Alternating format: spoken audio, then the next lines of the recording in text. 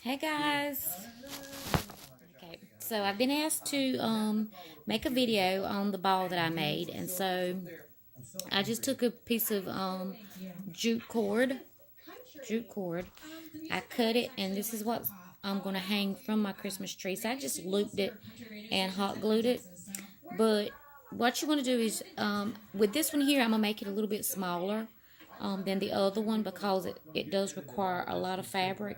So I just cut this in, this is about the size that I cut it. It just all depends on how big you want your shaggy ball to actually look.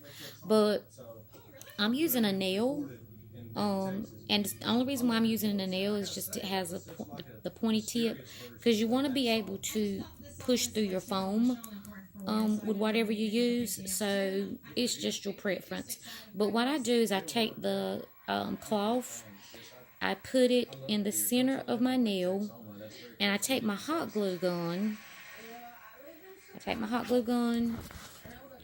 And I put glue. I put the hot glue at the tip, and then I press into my foam, and that actually buries the material a little bit inside the foam. And to secure it, you've got the hot glue inside it. You've got the hot glue that's going to also secure as well. So that's basically it, and you just go all the way around your ball. And when you do, you create this little shaggy ball that's going to actually hang from your Christmas tree. I really do think this project turned out really cute.